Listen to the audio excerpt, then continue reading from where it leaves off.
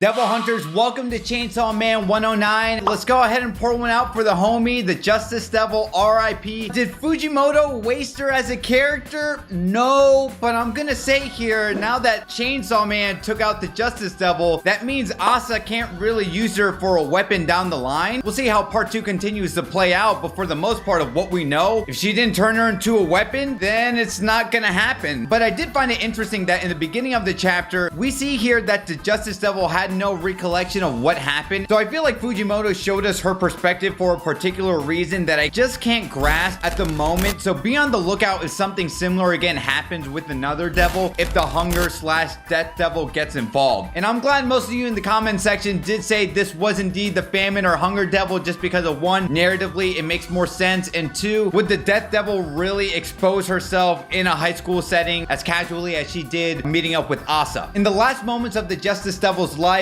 we see how she gets attacked by some devil hunters who use a praying mantis, and I'm gonna go ahead and say they're devil hunters because they did have the spiffy suit and tie look. Her warped sense of justice is really skewed, but it can already be argued that it was already warped a lot because of the Justice Devil, and maybe the Famine Devil did also cause her to become more corrupt. Nevertheless, the Justice Devil noticed Asa on the floor unconscious from the attack, and here's where the Justice Devil notices the Famine Devil close by and acts completely oblivious to the attack.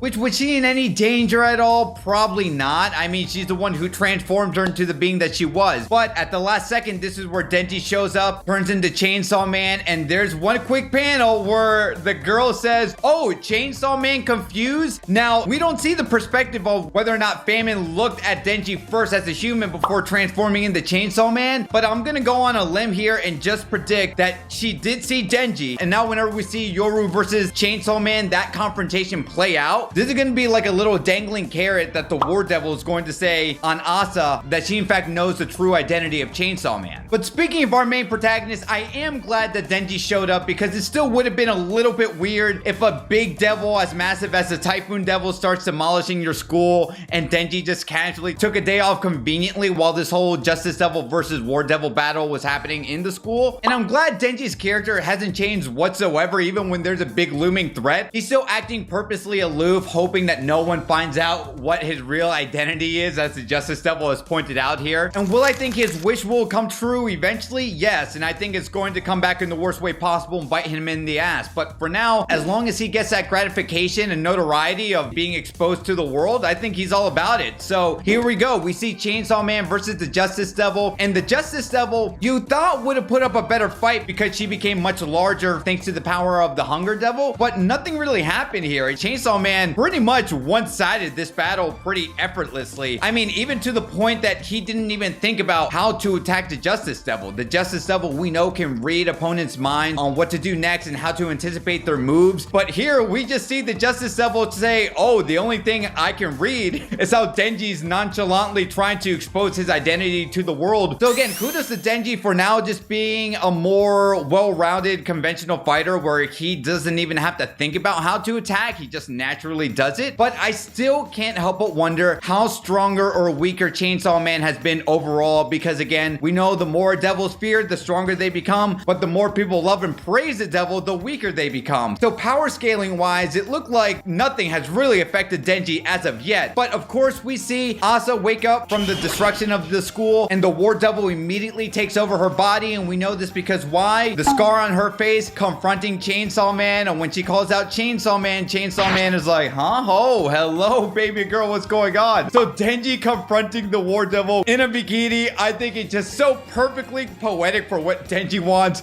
and what the War Devil wants, in a weird way of like, look, here's a person I've been eyeing on since the beginning of this chapter, and this is the confrontation we've been waiting on since the inception of part 2. The War Devil versus Chainsaw Man. How is this battle going to play out? I don't think anything crazy is going to happen here. I feel like Yoshida's either going to come in and defuse the situation, or maybe even the Hunger Devil herself might immediately link up with the War Devil to face off against Chainsaw Man. And how is that going to pan out? There's a lot of possibilities that I'm curious to hear your guys' thoughts. But if you guys want to see some of the craziest, most disturbing moments in Chainsaw Man, I made a video that you can click on right here. Take care.